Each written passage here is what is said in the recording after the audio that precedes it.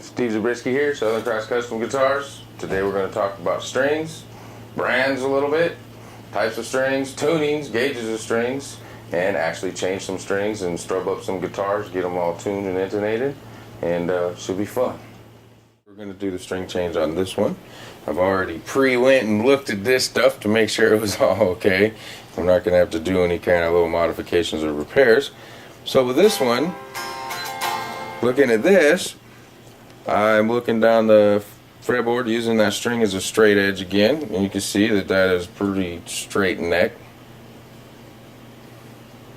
So we don't need to do anything there. So what I'm going to do is I'm going to go ahead and we're going to change the strings on this one. First thing we want to do is take this locking nut, clamp it down, so when you're using the tremolo system, your strings don't come up in here and unravel or get caught or loosen up and move. Luckily these are locking tuners. These are kind of cool. So you just run the string through and you tighten them up right here. How often do you change your strings? Every 24 hours of playing time is what I recommend. Or once they start getting real crusty. Everybody's different as far as how oily their hands are. Where their calluses are at. Mine are, you can see right there, I've been playing for a little while today and they're starting to rip apart and you're going to start getting that dead string on there. Then it starts to get kind of crusty feeling. So I change mine when they start to turn gray. You can buy string cleaners and stuff, to clean them off, but strings do go dead sounding after a while, Yeah, inside of this hole right here, there's a rod that when you turn this, it just pushes up, locks that string down. And don't turn these all the way out, or that little rod falls out and you're looking all over the floor for it, and that's not any fun. Okay, so that one's out. So see, there they go, they come out pretty. Down here to the saddles, which also have locks. I always leave my bars on when I'm working on these things, just because. We got the strings off of this thing, and now we can look at the fretboard, and you can see that the discoloration a little bit, starting to dry out, and you're getting some wear on here. We can look at the frets, kind of go over the frets and see if they're starting to wear out and if we need to do a fret job. I doubt we're going to need to do a fret job on this one because we put in these gold frets, which are a lot harder than your normal frets, and they seem to last not quite as long as, say, a stainless steel fret, but close. So it takes a long time to wear them out, and I know they come out, and we don't need to be that harsh on the wood, especially when you got a really nice ebony fretboard like this, which was hand picked.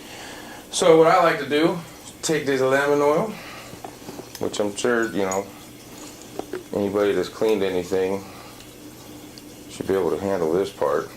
So I'll take a little bit on here just to see what I'm dealing with. I'll rub some on that fretboard and see what we get as far as finger oils and stuff coming off of there. And clean the frets a little bit. Where's a good place to buy your lemon oil? I just pick it up at like the Ace Hardware stores, Home Depot, any wood store like Wood Crafters, or any place like that. So I think Fred Meyer's and Walmart probably has it, and they're nationwide. So I just pick it up at it's a furniture cleaner, so you should be able to pick it up just about any hardware store or big store that has more than just food. You can just do this and you should be okay and clean it up. I mean, you can see the difference already. Yeah, it's gorgeous. It brings that wood out. I mean, even on this is an oiled body, and you can even see what that does just to wipe that down if you have a guitar. I've even used this stuff to clean off guitars that, you see the difference there? Oh yeah, that looks great.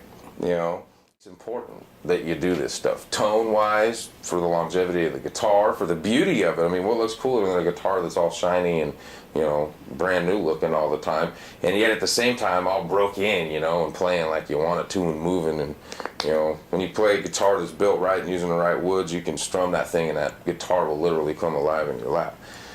So now I'm just going to take some of this. It's Feed and Wax Wood Preserver. It's got orange oil and beeswax.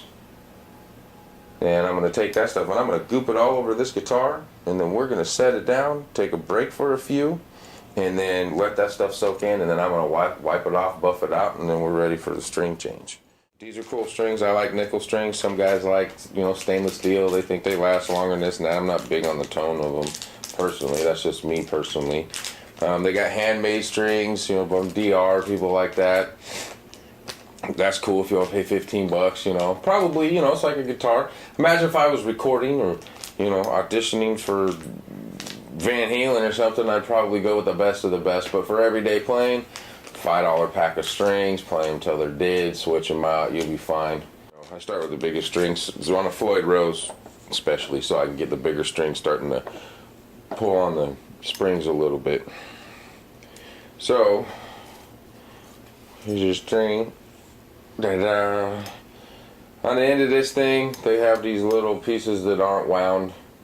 We need to cut that off because we don't want that sticking inside of the saddle where it clamps in there. Some guys might want to do that. I don't want to do that. I want this much big string as I can get in there. And put your string back in here with these Floyd Rose systems. You want to make sure it's all the way down and pegs out at the bottom. I've been guilty of myself not putting the string all the way in, and then you go to tune it up and it shreds and unravels. It's kind of weird. But and then I cinch them down. I'm a kind of person that figures that it's tight when you can't do it no more. So, cool thing about this that I liked about these tuners is I can just tighten that up, get it good and tight.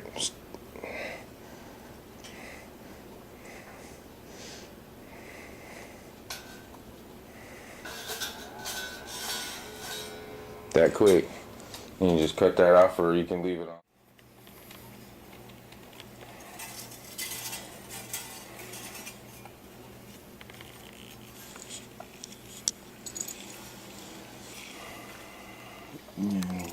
Oh, it's right here.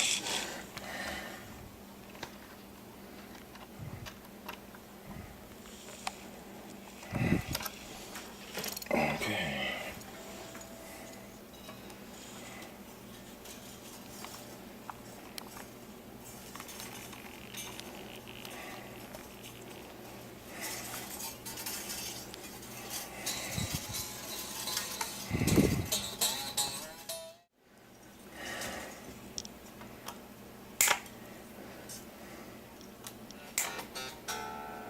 And what's happening is as I'm tightening these strings, each string's gonna whack the other ones out, just trying to get it. And then we'll stretch the strings. That's real important.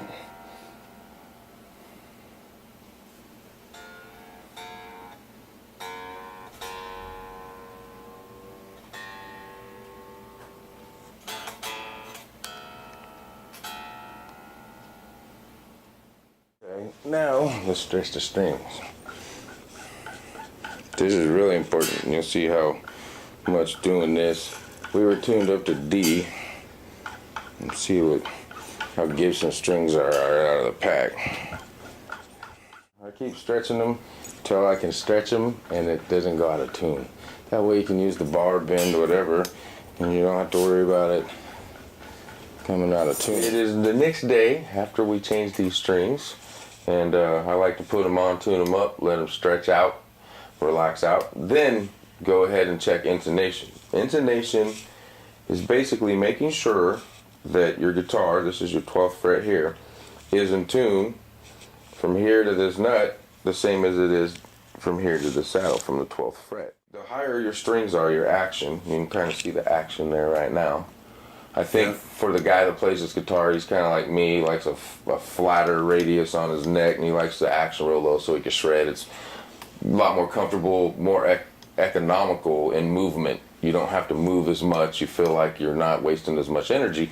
And for a guy that wants to play fast all night, that's important. Some guys like their action high. Your blues players usually do. Zach is about medium, somewhere in there, the ones I set up for him anyway. And these, you know, those guys like to grab. I mean, I've seen guys, some of the best sounding players I've ever heard are, you can tell they're just suffering trying to play that guitar, but that's what brings that pain and that blues and that feeling out. I do not go to a concert and expect to hear somebody playing everything note for note. It's about happiness and pain and emotion. That's what music really is.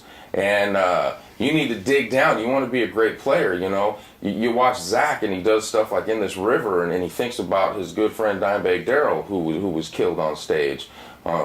Rest in peace, brother. And, you know, you can hear that.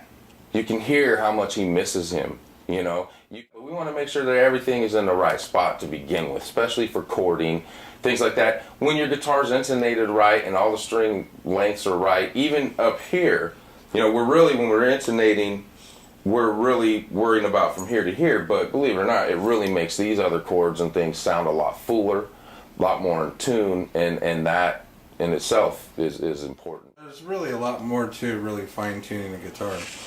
Oh man, and it doesn't, yeah, and it doesn't just, it starts with the build to begin with. I mean, I found guitars you can't even intonate. They're wrong. You hope that they're right, but they're wrong. And that comes with, you know, quality of the build. I mean, you know, you get what you pay for, really. I mean, nobody's going to sit in their shop and put hours and hours and hours and hours and hours into making a guitar as perfect as possible and then go, yeah, $400. So if I was walking into a store and buying a guitar, I really, before I walked out with that guitar, wanted to make sure that we put some strings on it, tuned it up, intonated it, and see that thing was going to perform for me. Yeah, when you go to buy the guitar, you know, you're not going to be able to tell just, I mean, you can bring a tuner or ask them if they have a tuner and you can check to see how close it is. But, and if it's not that close, you know, or it's out of strobe or whatever, and the action's not that great, well, what I would do is tell the guy, okay, look, you know, if I'm going to spend $400 or $4,000, I want you to take this guitar back with me to your little area, and I want to see you set it up. And I want to see that everything is the way that it's supposed to be. Prove to me that I can race this car on Sunday. Yeah. You know, I'm not going to get in the car and go 200 miles an hour and hit the wall because you lied just to make a sale, you know. That's why I like building my own guitars. I mean, it's not that there isn't great guitars out there. We went over this stuff with Toby. He showed us some beautiful guitars. Hopefully we're going to go back and get some more stuff there. And of course we're editing some more stuff to put some more videos up of other things that we did over there. And there's great guitars hanging on walls everywhere. But you need to know, that's what this series of videos is for, is to try to help someone who doesn't know do the right thing. I have people that are seasoned musicians bring me guitars. What's wrong with it? It's a piece of crap, man. What'd you buy that for? You know? I didn't know. Well, we spend so much time, you know, learning to play and trying to be in a band and deal with all the chaos and the politics of just trying to be a musician that we forget about these things or we don't pay attention to them. And the difference between, let's say, a 20-year-old amateur who's been playing for 6 or 7 years and a 20-year-old pro is that pro has guys that know this, that are working for him and are teaching him. And a lot of the guys that go pro, sometimes the difference between being an amateur and never making pro is the difference between really knowing your instrument and not.